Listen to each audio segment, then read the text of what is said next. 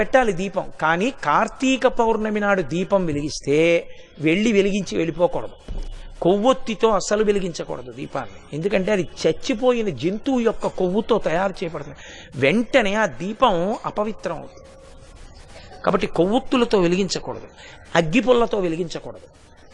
కార్తీక పౌర్ణమి నాడు సుగంధమైనటువంటి దాంతో, అంటే అగరుపుల్ల వెలిగించుకుని అగరపుల్లతో దీపాన్ని వెలిగించుకోవాలి. వెలిగించి వదిలేయకూడదు. దాంట్లోకి వెంటనే అక్షతలు తీసుకుని చేత్తో పట్టుకుని దామోదరమావాహయామి అని కానీ త్రయంబకమావాహయామి అని కానీ 2 మాటలలో ఏదో ఒకటి చెప్పాలి. అంటే దామోదరుణ్ణి కానీ త్రయంబకుణ్ణి కానీ దీపం మీదకి ఆహ్వానం చెయ్యాలి. ఎక్కడైనా చెత్త ఉండిపోయినా కూడా రేపు లౌకికాగ్నితో వెలిగించకూడదు.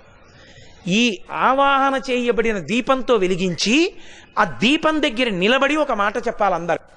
కీటాహ పతంగాహ